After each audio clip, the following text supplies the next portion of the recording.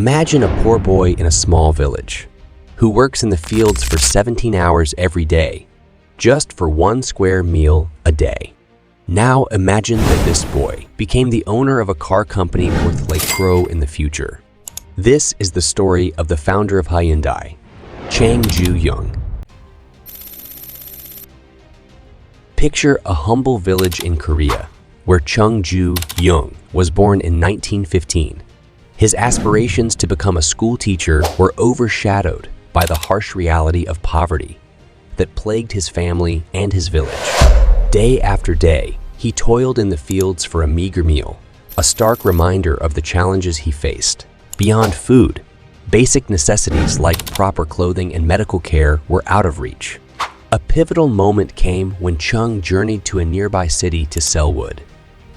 There, he witnessed a stark contrast between his own life in the fields and the relative comfort of urban living.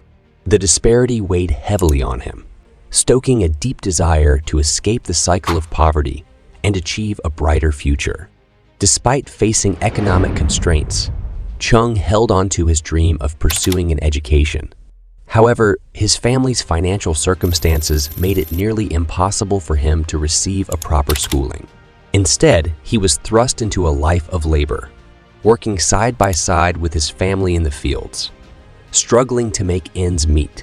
News of a construction site in need of laborers reverberated throughout the village, igniting hope in Chung's heart. In 1932, at the tender age of 16, Chung made a bold decision that would forever alter the course of his life. He ran away to the city. As Chung arrived in Kowon City, after a grueling 160-kilometer journey, he found himself among the bustling urban landscape, ready to carve out a new path for himself. Chung's arrival in the city marked the beginning of a new chapter in his life. For the first time, he could earn his keep independently, a stark contrast to the laborious days spent in the fields. The sense of accomplishment and self-reliance he felt was unparalleled. Life continued like this for about 2 months, until he got caught. Chung's father found him, and he had to come back to farming. His family was happy to have him back, but Chung was not. These 2 months had ignited a passion for construction and civil engineering in Chung. Also, he knew that he would never be able to beat poverty by working in the fields. And that's why he tried to run away 2 more times. But each time, his father found him. Finally, in 1934, at the age of 18, he attempted his 4th escape.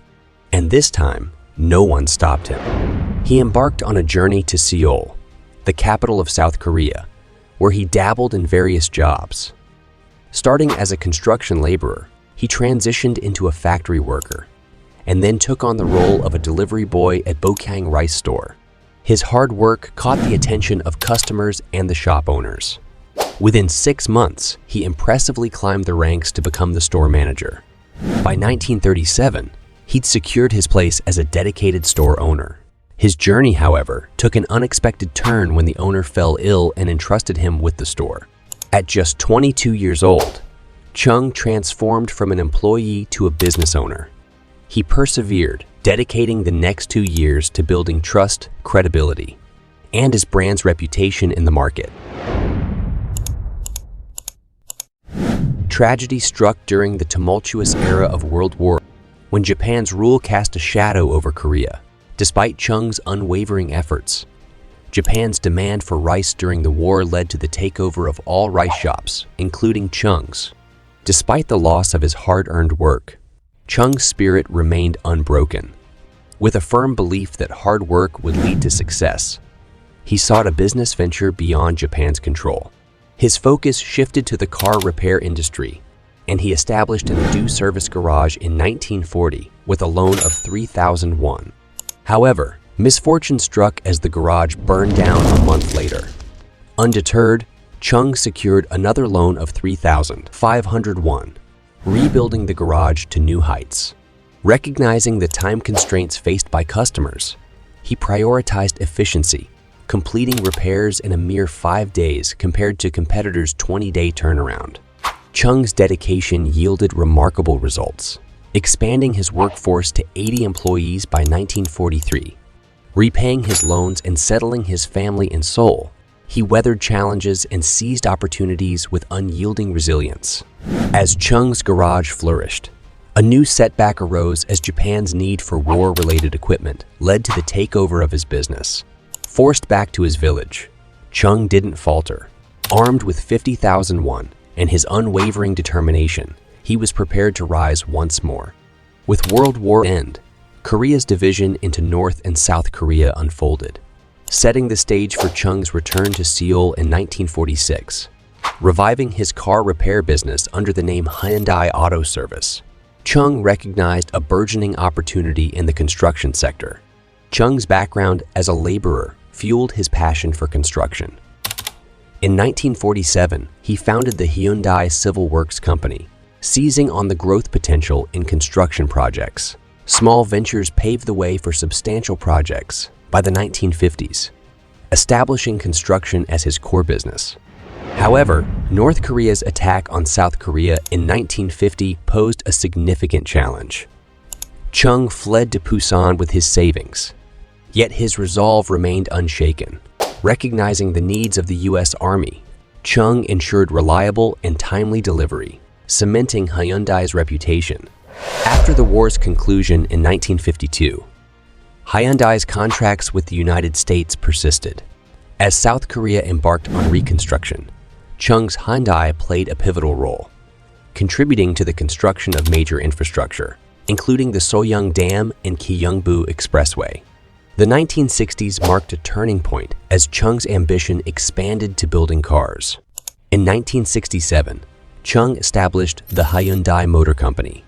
In 1968, he had a deal with Ford, in which he was going to assemble the Cortina cars. This joint venture ran successfully for 2 years, after which conflicts started developing between the two companies. Ford didn't want Hyundai to build its own cars, and that's why, in 1973, Chung ended that partnership and started looking for new partners immediately. He tried to partner with General Motors and Volkswagen for their manufacturing technology, but everyone refused. Finally, in the same year, they partnered with Japan's Mitsubishi Motors.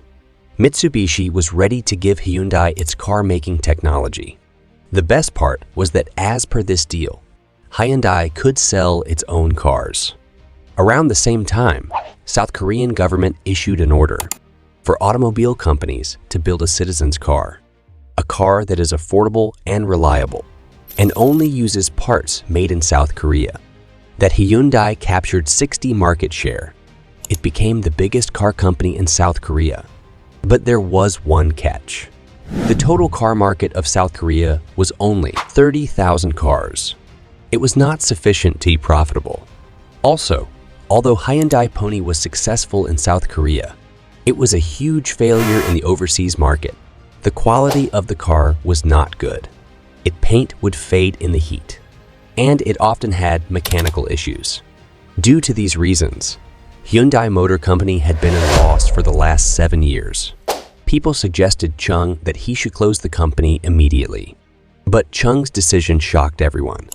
Instead of closing, he was planning to build a new car factory that would manufacture 300,000 cars annually. The company's management didn't understand this decision. Who would buy 300,000 cars in a market of 30,000 cars? But Chang knew the answer. South Korean economy grew rapidly, empowering thousands yearly. This meant car demand would rise. Hyundai's new cars were made for foreign markets. The factory was built in 1980. In 1982, Pony 2 launched with improvements. It was a hit in South Korea and exported to Africa, Latin America, Canada. Hyundai sold 400,000 cars, became profitable, a decent global car company. At 72, Chung retired, became honorary chairman. Brothers and sons managed with determination. Hyundai is the world's third biggest car company, selling 40 million cars in 2022.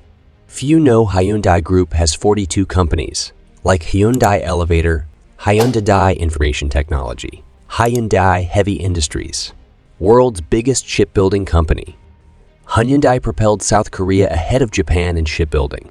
Hyundai rebuilt the country, created jobs, gained global recognition.